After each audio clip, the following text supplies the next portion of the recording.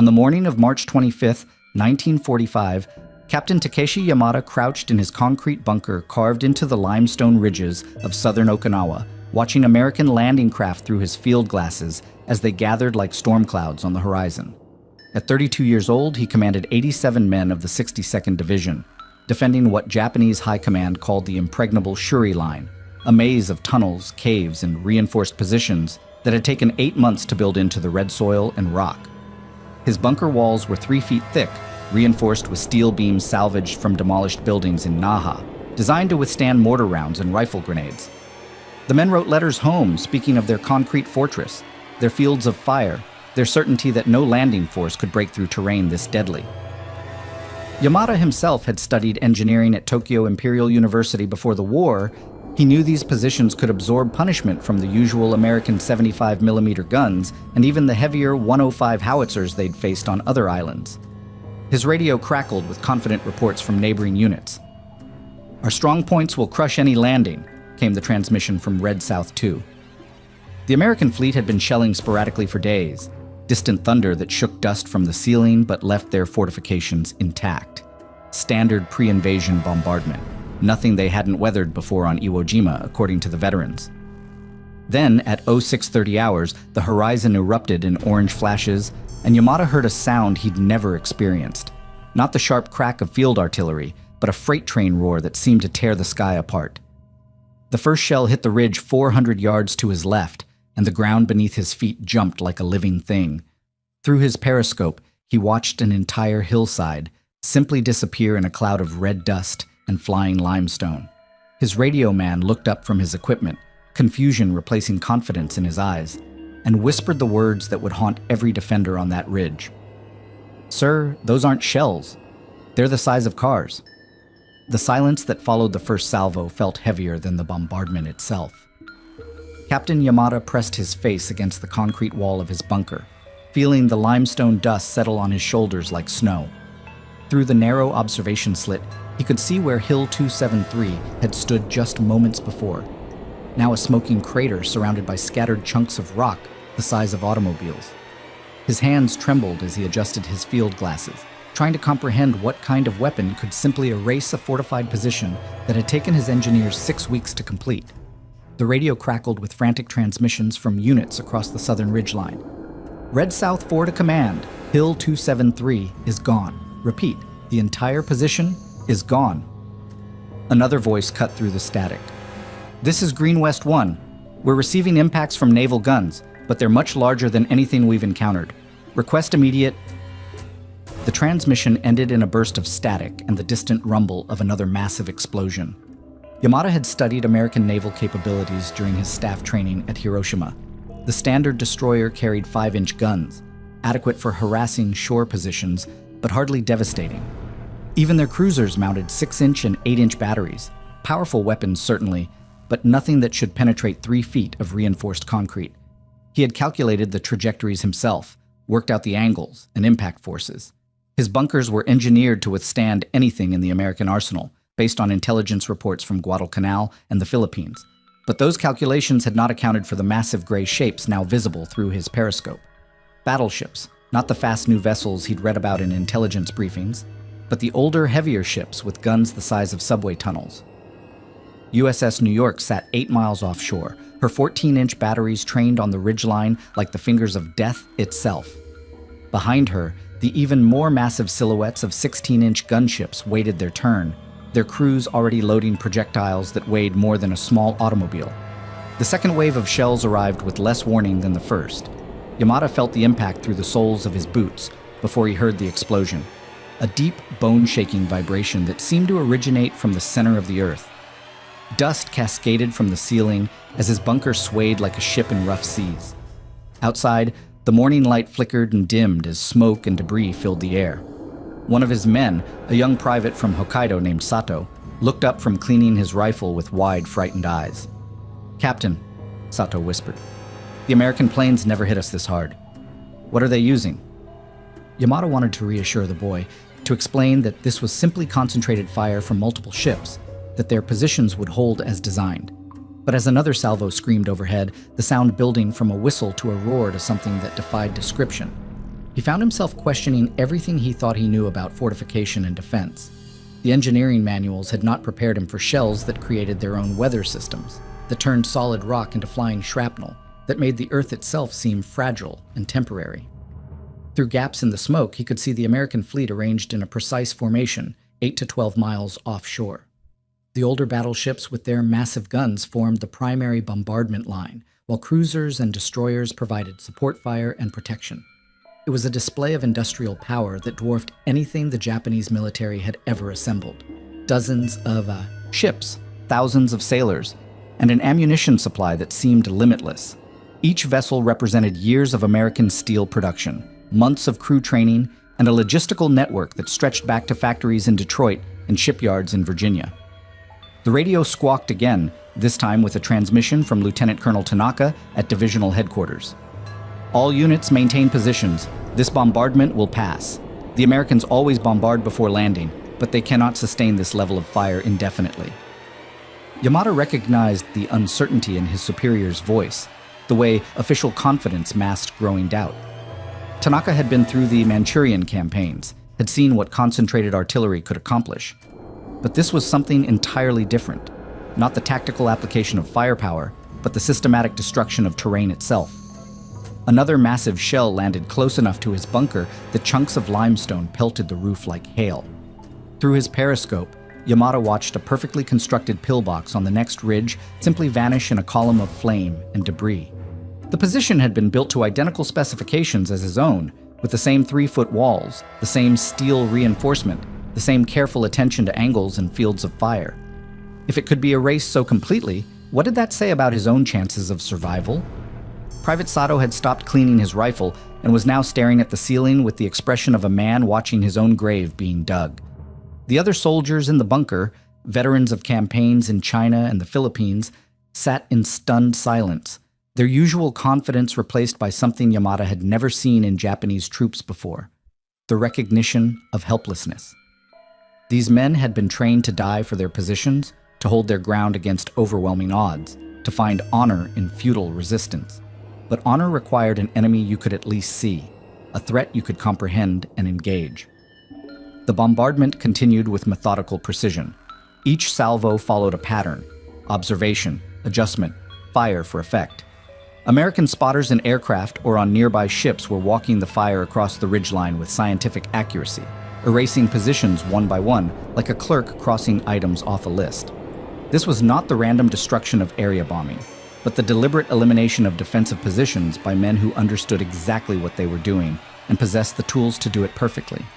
As the morning wore on and the shells continued to fall, Yamada began to understand that everything his commanders had told him about this battle was wrong. The Americans were not simply softening up the beaches for a conventional landing. They were systematically destroying the entire defensive system that had taken the 32nd Army 8 months to construct. When the landing craft finally reached the shore, there would be nothing left to stop them, except scattered groups of demoralized soldiers hiding in whatever holes had survived the bombardment. The final shell of the morning barrage landed so close that it shattered his periscope and filled the bunker with choking dust. In the ringing silence that followed, Private Sato looked at his captain with eyes that had aged years in a single morning and asked the question that would haunt every surviving defender. "Sir, how do we fight ships that can throw mountains?" At 0630 hours on April 1st, 1945, Captain Yamada watched through his shattered periscope as hundreds of landing craft emerged from the morning haze like a plague of steel locusts. The Higgins boats and LVTs moved in perfect formation toward the beaches below, their engines creating a constant drone that seemed to vibrate through the limestone bedrock. Behind them, the massive shapes of LSTs and transport ships stretched to the horizon, disgorging an endless stream of men and equipment onto the coral sand of Hagushi Beach. The sight should have triggered immediate defensive fire from every position along the ridgeline. Yamada's bunker commanded an excellent field of fire over the landing zone, and his men had rehearsed this moment for months. But as he reached for his radio to coordinate with neighboring positions, he realized that most of those positions no longer existed. Red South 2 had been silent since the morning bombardment. Green West 1's last transmission had ended in static and screaming. Hill 273 was now a crater filled with rainwater and debris. What shocked him most was not the size of the invasion force, but the ease with which it came ashore. The American planners had clearly expected heavy resistance at the waterline. Their landing craft bristled with machine guns and small cannons. Their infantry hit the beach ready for immediate combat. Instead, they found empty sand and abandoned positions. The few Japanese units that had survived the bombardment were too far inland and too disorganized to mount effective fire against the beaches. Through his field glasses, Yamada could see American soldiers advancing with the casual confidence of men on a training exercise. They moved in textbook formation, checking corners and clearing buildings that had already been reduced to rubble by naval gunfire. Some of them had even removed their helmets in the April heat, lighting cigarettes as they walked past the twisted remains of what had once been formidable defensive positions. The radio crackled with confused reports from the few surviving Japanese units. "Command, this is Lieutenant Watanabe at Sugarloaf Hill. We count over 10,000 enemy troops already ashore. They are advancing inland with no opposition. Request orders." Another voice, speaking from somewhere near Kakazu Ridge. "We can see their tanks coming up the beach road. Where are our artillery observers? Why aren't we firing on the landing zone?" The answer was simple, but devastating. The artillery observers were dead, buried under tons of limestone and concrete. The carefully planned fields of fire had been obliterated by shells the size of automobiles. The communication networks that connected bunkers to command posts to artillery positions had been severed by explosions that moved mountains. The defensive system that General Ushijima had spent 8 months perfecting had been methodically destroyed in 8 hours of naval bombardment. But the real horror was yet to come. As American forces consolidated their beachhead and began moving inland, the ships offshore did not cease their bombardment. Instead, they shifted their fire to support the advancing troops, walking their massive shells ahead of the infantry like a moving wall of destruction.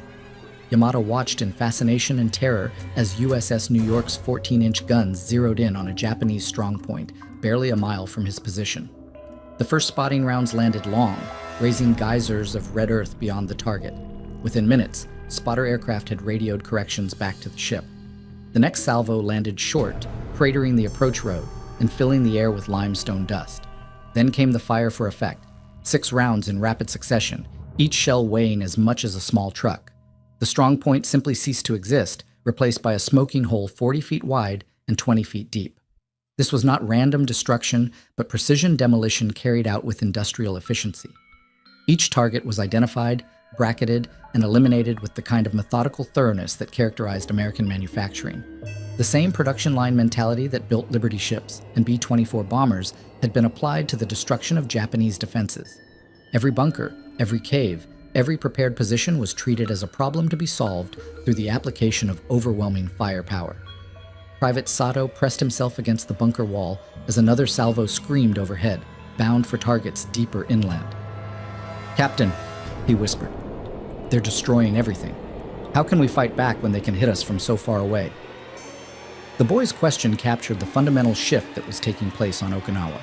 Traditional infantry tactics, courage, discipline, tactical skill, had become irrelevant in the face of firepower that operated beyond the range of small arms, or even artillery.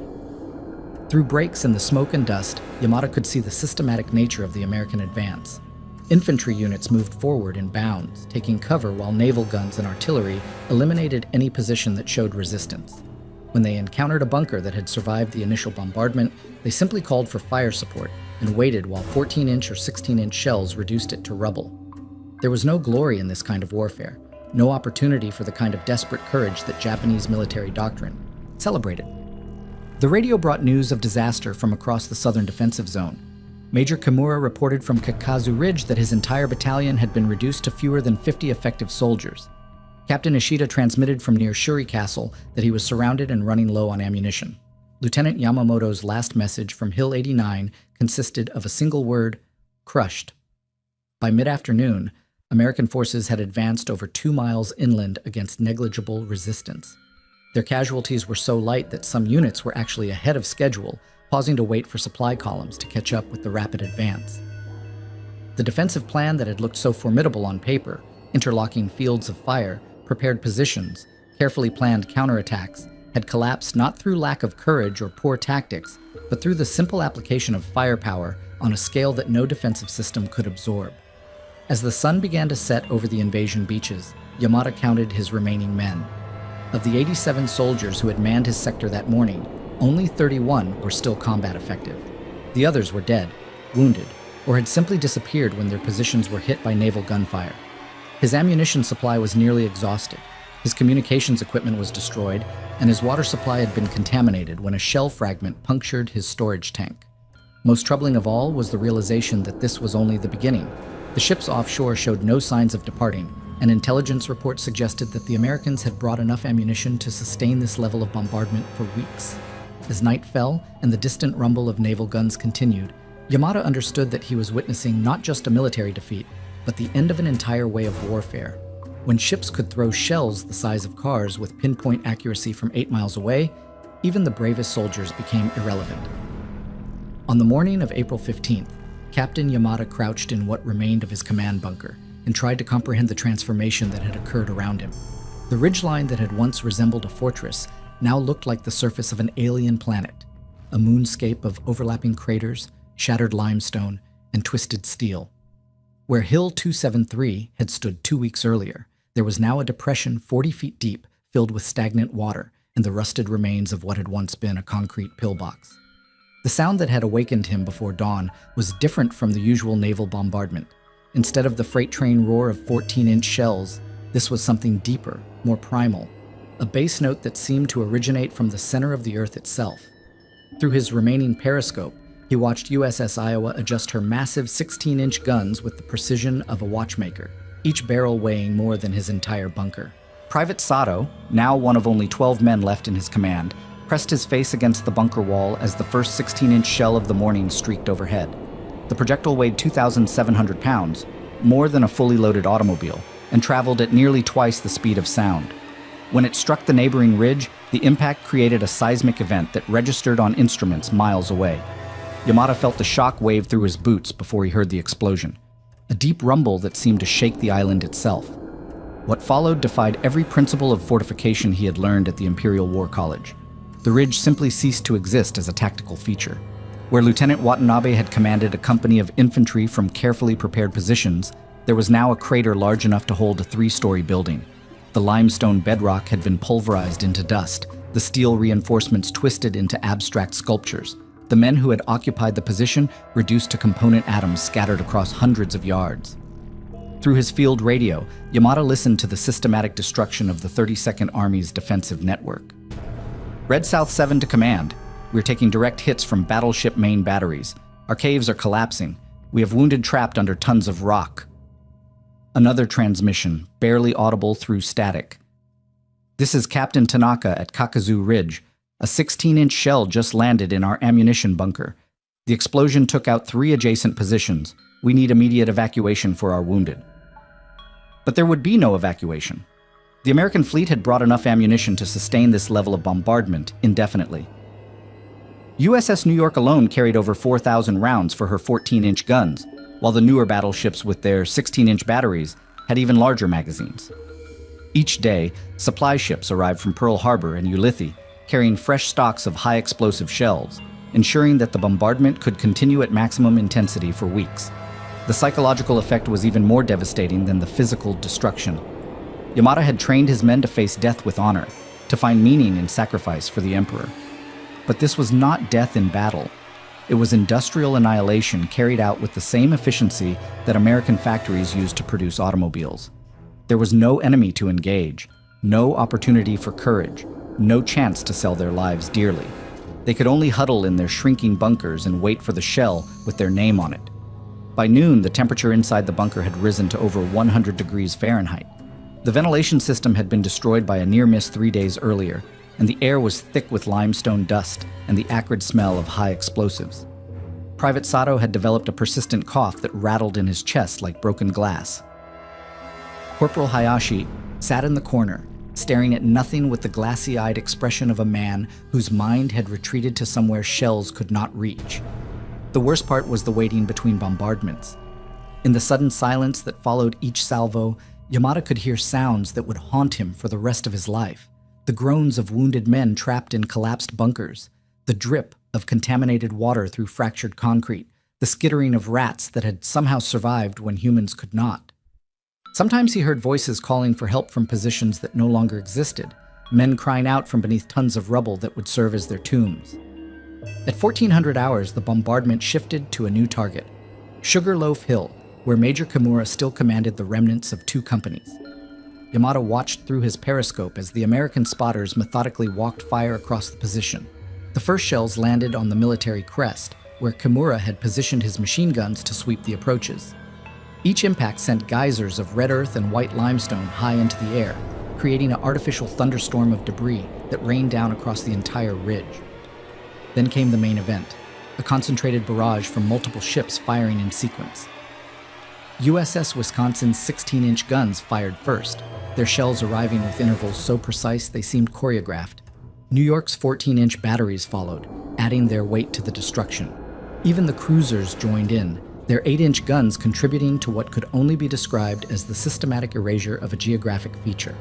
When the smoke cleared 20 minutes later, Sugarloaf Hill had been reduced to a series of overlapping craters.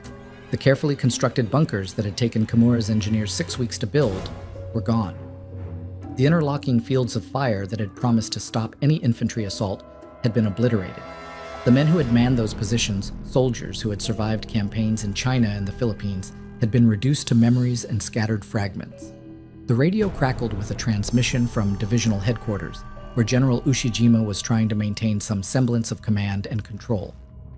All units maintain positions. The enemy cannot sustain this level of bombardment indefinitely. When their ammunition runs low, we will counterattack and drive them back to the sea. But Yamada knew better.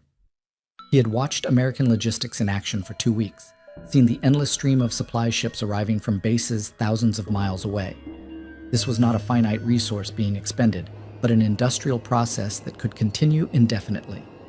As evening approached and the bombardment finally slackened, Yamada emerged from his bunker to survey what remained of his sector. The landscape was unrecognizable, a wasteland of craters and rubble that bore no resemblance to the carefully prepared positions he had inherited 3 months earlier. Here and there, twisted pieces of steel marked where bunkers had once stood. Occasionally, he spotted a helmet or a rifle barrel protruding from tons of shattered limestone, the only remaining evidence that men had once lived and fought in this place. The stars were visible overhead, brilliant points of light in a sky finally free of smoke and debris. But Yamada took no comfort in their beauty. Tomorrow would bring another day of bombardment, another systematic reduction of whatever positions had survived, and when the shells finally stopped falling, American infantry would advance across this moonscape to mop up whatever remained of the 32nd Army's once proud defensive network. By May 12th, Captain Yamada commanded a unit that existed only in name. Of his original 87 men, 7 remained alive and capable of holding a rifle. The others had been killed by direct hits, crushed in collapsed bunkers, or had simply walked away into the shattered landscape, their minds broken by weeks of systematic bombardment. His bunker, once a masterpiece of military engineering, now consisted of a single intact room connected to the outside world by a tunnel that flooded whenever it rained. The transformation of the battlefield had reached a point that defied description. The ridge system that had formed the backbone of the Shuri Line defense no longer existed in any recognizable form. Horseshoe Ridge, where Colonel Yahara had positioned his most experienced troops, was now a series of water-filled craters connected by trenches that led nowhere. Big Apple Ridge had been flattened to such an extent that American maps had to be redrawn to reflect the new topography. Even the ancient Shuri Castle, a symbol of Okinawan civilization for centuries, had been reduced to a pile of rubble indistinguishable from the surrounding destruction. Private Sato sat in the corner of the bunker, methodically cleaning a rifle that had not been fired in 6 days. His hands shook with a tremor that had begun during the 3rd week of bombardment and had grown progressively worse. The boy from Hokkaido, who had once spoken proudly of dying for the emperor, now flinched at the sound of distant thunder, mistaking it for incoming shells. His uniform hung loose on a frame that had lost 30 pounds, and his eyes held the 1,000-yard stare that Yamada had seen in veterans of the China campaigns. The radio, when it functioned at all, brought only fragmentary reports of a defensive system in complete collapse. Command, this is whoever is left at position 17. We cannot hold. The caves are flooded, our ammunition is gone, and we have no contact with adjacent units. Another transmission, barely audible through static. This is Sergeant Komodo. I think I'm the only one left alive on Hill 95. I can see American tanks moving up the road. What are my orders? But there were no orders coming from divisional headquarters. because divisional headquarters no longer functioned as a command structure. General Ushijima had been forced to abandon his elaborate underground complex near Shuri Castle when 16-inch shells began penetrating even the deepest tunnels. Colonel Yahara, the architect of the defense plan, spent his days moving from one temporary command post to another as naval gunfire systematically destroyed each position.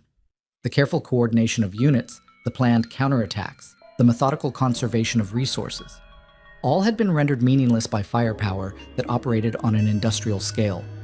What particularly tormented Yamada was the realization that his men were dying not in battle, but in what could only be described as a demolition project. American engineers had calculated the exact amount of explosive force needed to eliminate each defensive position, and their fleet delivered that force with the precision of a construction crew. There was no tactical elegance to it, no opportunity for individual courage or tactical brilliance to affect the outcome. It was simply a matter of applying sufficient high explosives to reduce organized resistance to scattered individuals hiding in holes. The breaking point came on the morning of May 15th, when USS Missouri fired a concentrated barrage that lasted 4 hours and expended over 300 rounds of 16-inch ammunition. The target was a section of ridgeline where intelligence reports suggested the remnants of 3 Japanese companies were still offering resistance.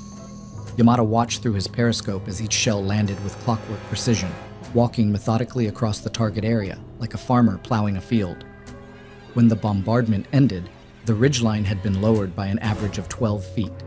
Every bunker, every cave, every prepared position had been obliterated.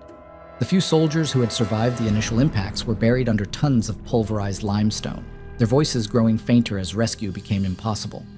By evening, the radio traffic from that sector had ceased entirely, replaced by the electronic silence that marked another unit erased from the order of battle. The psychological collapse spread like a contagion through the remaining Japanese positions. Men who had endured weeks of bombardment suddenly found themselves unable to function. Some sat motionless in their bunkers, staring at walls that trembled with each distant explosion. Others wandered aimlessly through the tunnel systems, muttering to themselves about shells the size of houses and ships that could move mountains. A few simply walked out of their positions and disappeared, preferring the uncertainty of the shattered landscape to the certainty of eventual annihilation in their bunkers. Corporal Hayashi, who had served with distinction in Manchuria and the Philippines, approached Yamada on the evening of May 16th, with tears streaming down his face. "Captain," he whispered, "I cannot do this anymore. Every night I dream of shells falling on my village, on my family. When I close my eyes, I see my daughter buried under concrete like the men on Sugarloaf Hill. I know we are supposed to die with honor, but there is no honor in this. We are not soldiers anymore. We are just targets waiting to be eliminated." The next morning brought news that shattered what remained of unit cohesion. A runner from divisional headquarters, a 16-year-old boy who looked like he had aged 20 years in 3 months, delivered orders that made no tactical sense. All remaining units were to fall back to secondary positions that no longer existed, to coordinate with units that had been destroyed weeks earlier, to defend terrain that had been reduced to overlapping craters. The orders had been written by men who had lost touch with the reality of the battlefield, who still believed that courage and determination could overcome industrial-scale destruction. By May 20th, organized resistance in Yamada's sector had ceased to exist. The 7 men who remained under his command were spread across half a mile of cratered terrain, each hiding in whatever shelter they could find. Communication between positions was impossible. The telephone lines had been severed, the radio equipment destroyed, and movement above ground was suicide. They were no longer a military unit, but a collection of individuals waiting for death. The final transmission from divisional headquarters came on May 22nd. General Ushijima's voice, distorted by static and distance, delivered a message that acknowledged what every surviving soldier already knew. All units are released from their current positions. Commanders may act at their own discretion to preserve what remains of their men. It was not a formal surrender, but it was an admission that the defensive plan had failed completely. When shells could move mountains and ships could fire with the precision of riflemen, even the most determined defense became meaningless. As evening fell on May 22nd, Yamada sat alone in his bunker and contemplated the wreckage of everything he had believed about warfare, honor, and duty. Outside, the sound of distant bombardment continued, marking the systematic elimination of whatever pockets of resistance still existed. Tomorrow, American infantry would advance across this lunar landscape to mop up survivors who posed no meaningful threat to anyone. The battle for Okinawa was over, not because the Japanese had surrendered, but because there was nothing left to defend. On June 21st, 1945, Captain Yamada emerged from his bunker into a world that bore no resemblance to the Okinawa he had known 4 months earlier. The morning sun cast long shadows across a landscape that looked as if it had been worked over by giant machines, which, in a sense, it had. Where rolling hills covered in native pine had once provided natural defensive positions, there were now geometric patterns of overlapping craters filled with stagnant water that reflected the sky like broken mirrors. The silence was almost more disturbing than the bombardment had been. For 82 days, the thunder of naval guns had provided a constant soundtrack to their existence. Now, with organized Japanese resistance finally ended, the quiet felt unnatural, pregnant with the kind of emptiness that follows catastrophic destruction. Occasionally, the distant rumble of American bulldozers broke the silence as engineering units worked to fill craters and restore roads, but even these sounds seemed muffled by the sheer scale of devastation. Private Sato had not spoken in 3 days. The boy from Hokkaido sat beside a pool of rainwater, methodically cleaning a rifle that would never be fired again. His hands still trembled with the nerve damage that had begun during the worst of the bombardment, and his eyes held the peculiar blankness of someone who had witnessed events beyond human comprehension. When Yamada placed a hand on his shoulder, Sato looked up with the expression of a man awakening from a nightmare, confused about which world was real. The American soldiers who found them that afternoon were surprisingly gentle. A young lieutenant from Oregon, barely older than Sato, approached with his hands visible and empty, speaking in broken Japanese that he had obviously learned from a phrase book. "War over," he said, his pronunciation careful and respectful. "You come with us. Food, water, doctor."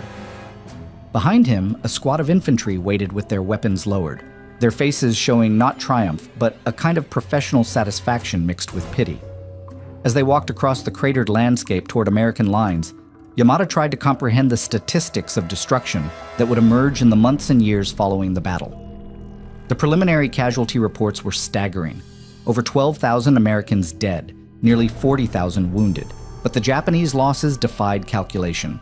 Perhaps 100,000 military dead, with civilian casualties that might never be accurately counted. Entire villages had simply vanished, their inhabitants buried beneath tons of limestone and coral when the caves they had sheltered in collapsed under naval bombardment. The American Processing Center had been established in what had once been Naha, though the city was now unrecognizable. Every building taller than 1 story had been reduced to rubble, and the harbor was clogged with the twisted remains of ships, vehicles, and structures that had been pulverized by months of bombardment. American engineers estimated it would take 5 years just to clear the debris, longer to rebuild anything resembling normal infrastructure. In the temporary hospital tent where medics examined Japanese prisoners, Yamada listened to fragments of conversation that revealed the broader implications of what had happened on Okinawa. A Navy doctor mentioned that the fleet had expended over 300,000 rounds of 5-inch ammunition or larger during the campaign, more than had been used in the entire Pacific War up to that point. A Marine colonel spoke of lessons learned that would be applied to the planned invasion of Japan itself, Operation Downfall, scheduled to begin in November. But it was a conversation between 2 American intelligence officers that provided the most chilling perspective on what Yamada had experienced. "The preliminary analysis suggests we fired approximately 60,000 tons of naval ordnance during the campaign," one said, consulting a clipboard thick with typed reports. "That's roughly equivalent to 4 Hiroshima bombs, but spread out over 82 days and applied with surgical precision to military targets." The other officer nodded grimly.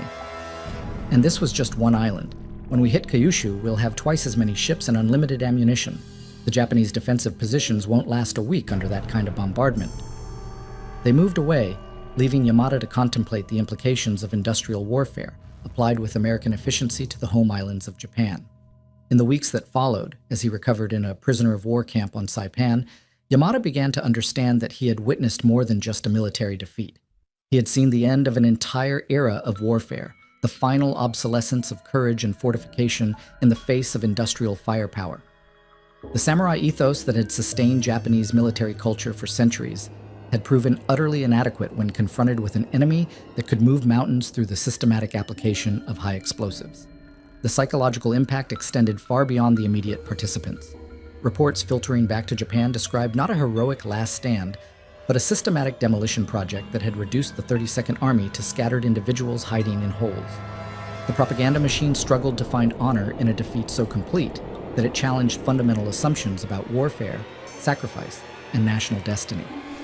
In quiet moments, Yamada found himself remembering specific details that seemed to encapsulate the broader tragedy. The way Private Sato had flinched when thunder rumbled during their first rainstorm on Saipan, his nervous system unable to distinguish between natural phenomena and incoming artillery. The expression on Corporal Hayashi's face when he realized that his village had probably been evacuated in preparation for an American invasion that would bring the same kind of destruction to Japan itself. Most haunting of all was a letter he received from his wife in November, after the surrender. She described the strange quiet that had settled over their district when news of Okinawa reached home. "The old men who had fought in Manchuria stopped talking about glorious death in battle," she wrote. "They sat in the tea houses and stared at nothing as if trying to imagine shells the size of automobiles falling on our own hills. Some said it was better that the war ended when it did, before the Americans could bring their ships to Tokyo Bay." The final casualty figures, when they were eventually compiled, told a story that transcended military statistics. Of the approximately 110,000 Japanese military personnel who had defended Okinawa, fewer than 8,000 survived to be taken prisoner. The rest had been killed not in heroic charges or desperate last stands, but in the systematic reduction of their positions by firepower that operated on an unprecedented scale. But perhaps the most significant casualty was the mythology of defensive warfare itself.